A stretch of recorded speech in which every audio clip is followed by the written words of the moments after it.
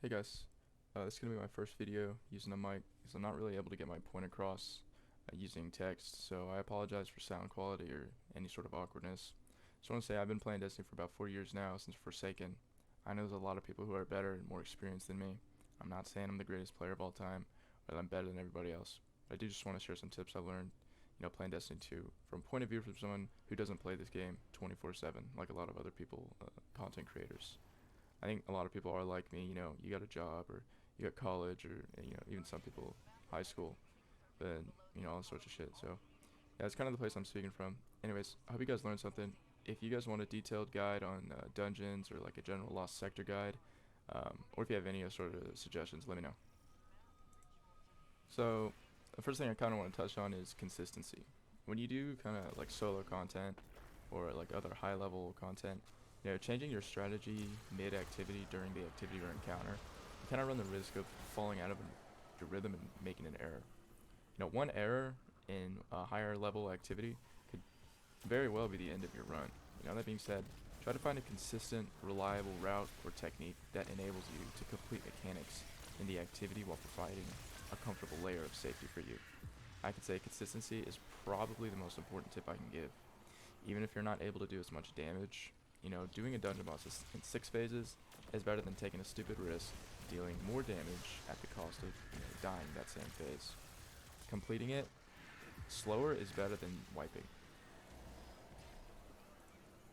Next thing I want to mention is your movement. One thing I'm sure a lot of people heard before is that Destiny is less of an aiming game and more of a movement game. And this is partly true, and it doesn't really only apply to PvP either. Staying on the move, being able to like dodge and escape enemy attacks is, pretty key to your survival, obviously. Using cover smart and knowing when to move and jump and, use your class ability, they're all keys to being able to live longer. I would say really get comfortable with your class's movement, learn new things with your class, new movement techs, learn how to move, when to move, drill into your brain what your class is capable of. You can scope out the activity and where you can go, what the limits of the map are, see how the enemies can see you and where they can see you, what sort of cover you can use, how high you can get, how low you can get. Really just get familiar with the map, get familiar with your movement, get familiar with your class in general. Next thing I want to talk about is damage. So damage is something obviously that is very important, but you kind of have some room with how much you can do. You don't need to go, all out, use the highest possible DPS setup option for your class, because a lot of times that ends up being a liability in your long run. You can't sacrifice your neutral game potential for final boss DPS. Try to use dependable weapons that tie into your build, and use weapons that you're comfortable with and you know you're going to be good in the activity that you play. If you use your super intelligently and you use your abilities accordingly, you don't get greedy in your damage phases either. That kind of ties back into consistency. When you get greedy with damage, you leave that layer of protection. And it doesn't always end bad, but it can, and it probably will. So use your best weapons, use something that you're comfortable with, and use things that are appropriate in an activity. And that aspect is kind of up to your own discretion. Like, if you think about it, like, do you really think a shotgun is going to be optimal for a Grandmaster Nightfall? It's probably not. So try to make your builds around the activity that you're in. Another thing that I want to touch on is your build. Your build defines your playstyle, and your playstyle is going to be different, obviously, depending on your class and then your subclass. Void Hunters, especially with Omnioculus, are going to play very different than Titans with Thundercrash, and some builds just won't work as well as others depending on the level of the activity. For instance, an Arc Hunter with Assassin's Cowl is basically the King Hunter build of a lot of things. But when you start entering Master or Grandmaster Nightfalls, it becomes a bit more challenging to use. Due to the strength of the enemies, you're not always able to proc your combination blow, and you're putting yourself at risk from the strength of the melees. And for me, that's kind of where Void Hunter comes in.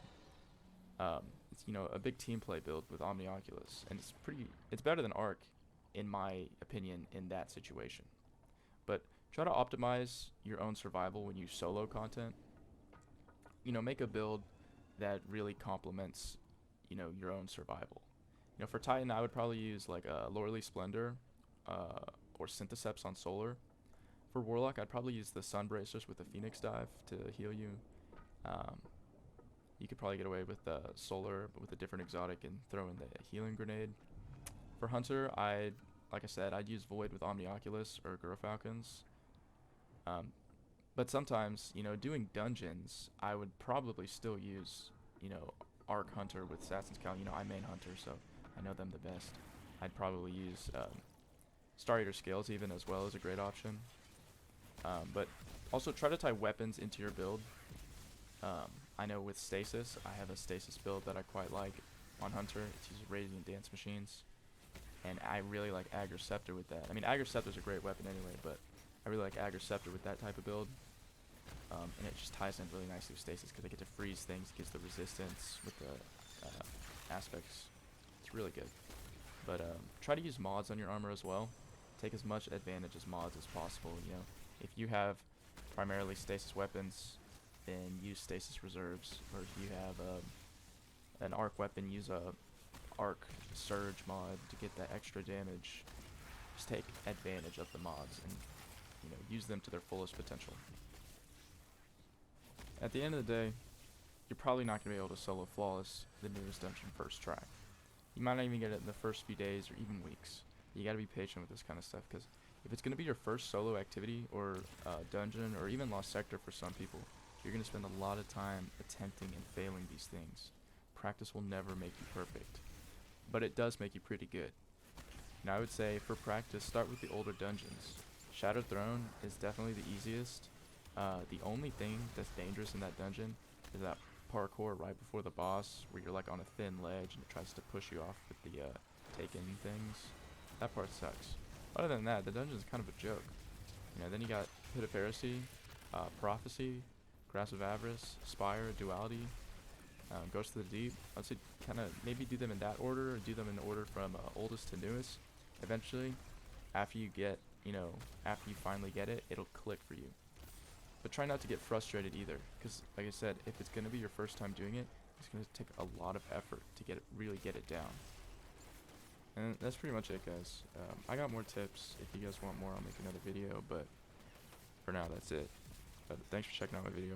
Appreciate it. See ya.